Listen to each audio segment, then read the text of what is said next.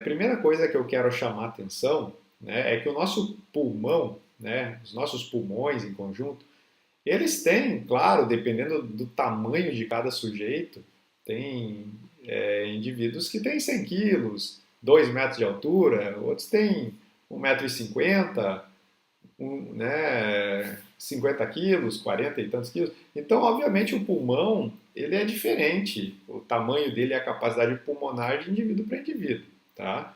Mas aqui tem uma situação média. Geralmente nessas situações são indivíduos ali na casa dos 70 quilos, né? O que a gente vê aqui? Uma capacidade aí de 6 litros. Claro, como eu falei, algumas pessoas vão ter mais, 7, 8 litros talvez, 7, outros 5, né? Mas enfim, esse pulmão aqui tem uma capacidade de 6 litros, tá? Indivíduo médio aí. E vocês percebem que, na verdade, a gente trabalha muito pouco dele em repouso. É isso aqui, ó, a nossa ventilação em repouso. Se chama volume corrente. Então vejam, o volume corrente, se a gente pensar aqui, ó, em 6 litros, olha o volume corrente, o que que ele é. A gente está falando de meio litro, tá? Meio litro de ar que entra e sai, tá? Em alguns indivíduos, 300 mililitros, 400 mililitros. A gente está falando de pouco ar que está entrando e saindo do seu pulmão de forma automática, né? Uma forma que a gente não precisa, de forma consciente, controlar. Né? É uma atividade involuntária do nosso sistema nervoso. Né? Então, o que, que acontece? O ar é inspirado, o ar é expirado, inspirado, expirado, mantendo esse volume que entra e sai de meio litro, para mais e para menos ali, né? O que, que acontece aqui, pessoal? Eu sempre tenho mais ar no pulmão. Ó, o volume corrente ele acontece ali em torno de 2,5 litros mínimos de ar dentro do pulmão. Mas também eu teria a capacidade de colocar mais 3 litros de ar para dentro dos pulmões se eu quisesse. E eu não estou precisando. Tá? A gente, nesse momento aqui, ó, né, é claro que se a gente começar a falar de respiração, vocês acabam tomando as rédeas aí da sua respiração, querendo controlar. Isso é normal. Mas se você não estiver controlando, você inspira, expira aí 500 ml. No momento que você quer inspirar mais, encher o pulmão de ar, aí você coloca lá mais 3 litros de ar no pulmão. Né? Dependendo do indivíduo, de 2 até 4 litros aí de ar dentro do pulmão. Tá? Isso é uma inspiração forçada, ok? Claro que aqui entram outros músculos nesse trabalho, porque o volume corrente ele é determinado pelo trabalho do diafragma. O diafragma ele se contrai, abre mais espaço dentro da caixa torácica, porque ele desce, né? Quando ele se contrai, o ar entra. Aí ele se relaxa, volta à posição dele, sem gasto energético, né? Um processo passivo. O ar sai, esses 500 ml para dentro e para fora, em repouso. Tá? No momento em que eu contraio outras musculaturas, esternocleidomastoide, peitoral maior, eu começo a abrir amplitude torácica, né? E o ar entra, porque diminui mais ainda a pressão dentro do tórax e até completar esse ar, obviamente eu vou contraindo essa musculatura e o ar vai entrando de forma passiva. Tá? Passiva eu digo, o ar ele vem de onde tem maior pressão para onde tem menos. Então se eu abrir espaço dentro do tórax e baixou a pressão lá, o ar entra. Tá?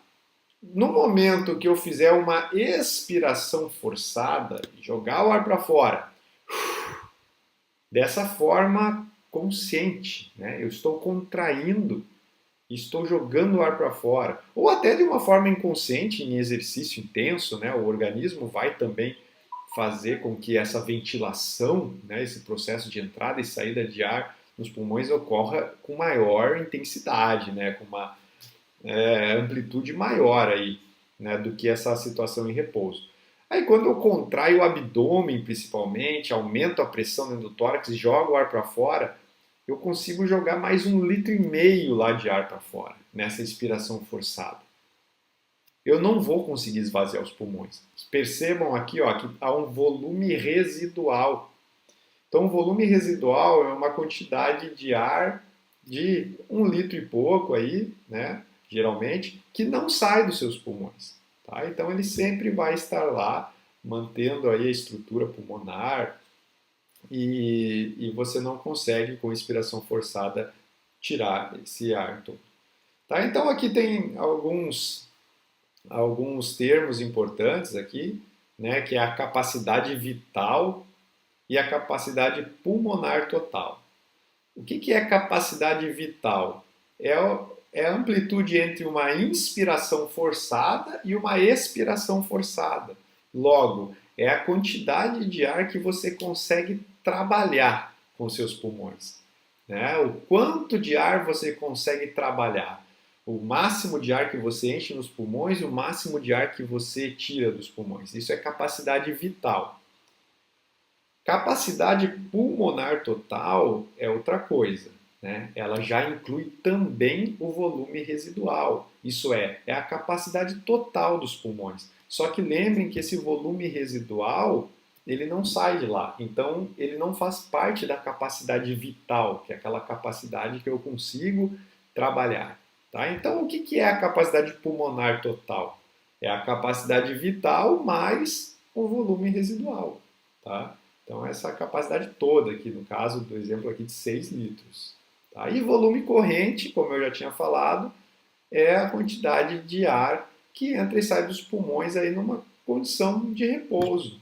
Em exercício físico, pessoal, tem muita gente que fica discutindo, na corrida principalmente, né? Será que é melhor fazer uma inspiração para 2 expirações, uma para 3? Qual que é o melhor ritmo de inspiração e expiração na corrida? E eu teve uma época que andei procurando sobre isso. E vi artigos e procurei material, livros e tal. E o que eu concluí? Eu concluí, né, na verdade com essa busca na literatura, de que qualquer controle voluntário da respiração, ele é prejudicial à performance. Tá? Então, na verdade, a gente tem que deixar a coisa acontecer. Corra, né? O seu organismo vai ajustar da melhor forma a respiração. O que você não pode é parar de respirar, trancar a respiração. Isso acontece principalmente em esforços máximos, né? Uma musculação, em alguns momentos, tal. Mas na corrida é natural que você corra e quando você menos percebe, o seu próprio organismo está estabelecendo um ritmo, dependendo daí da passada, porque a corrida é uma atividade cíclica ali, né? Então, muitas vezes acontece isso. Você está fazendo 1, 2, né? 1 para 2. Está fazendo sem querer isso. Às vezes está fazendo 1 para 3. Tá? Então, o que é melhor? Deixa teu corpo fazer. Tá? Dependendo da velocidade que você está, dependendo de alguns fatores aí, ele vai estabelecer o que seria o melhor para aquele momento. Tá? Obviamente, pessoal, na natação a coisa é um pouco diferente. Né? Nós conversamos já na aula passada, quando a gente falou que até a própria inspiração na natação ela tem que ser pela boca, perdendo aquelas vantagens de aquecer, filtrar, umedecer o ar. Por quê? Porque demora muito para encher o pulmão pelo nariz. Tá? Então, se eu começar a encher o pulmão, essa inspiração forçada pelo nariz,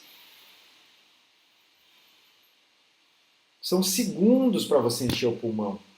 Façam o teste. Agora, no momento de eu fazer essa inspiração pela boca, você abre a boca, encheu o pulmão. Então, obviamente, na natação você está com a cabeça na água, você não quer perder, né, velocidade, a postura na água, o deslize na água, né, não quer aumentar o atrito com a água, então você só gira um pouquinho a cabeça, abre a boca lá e inspira rapidamente o ar. E aí depois você solta o ar pelo nariz, pela boca. Se entrar água na boca não tem problema, solta pela boca também na água. O problema é entrar água no nariz, né? Além de não ter tempo para isso. Então, a natação é um pouquinho diferente. Mas, na corrida, obviamente, seu corpo vai achar o melhor caminho. Até porque na natação, como você acaba tendo que colocar um ritmo respiratório com a braçada, né? Então tem pessoas que fazem aí a cada 2 braçadas uma inspiração, cada 3 uma expiração, que tem a vantagem de inspirar uma vez de cada lado, alguns colocam a cada 4, enfim. De fato, a natação é um ambiente um pouquinho diferente nessa questão, né? Mas para a corrida de rua, para outras atividades em si, a gente não controla a respiração, a não ser que seja em algo muito específico. Por exemplo, você vai fazer uma atividade de tiro ao alvo, em que você não pode ficar inspirando, expirando, que balança o tronco, né? Então você tem que trancar a respiração, né? Você faz em apneia aquele momento de apertar o gatilho, de atirar uma arco e flecha. Tá? Então, claro que às vezes a ventilação ela é manipulada no esporte, mas não deveria ser na corrida. Tá? A corrida deixa a coisa acontecer.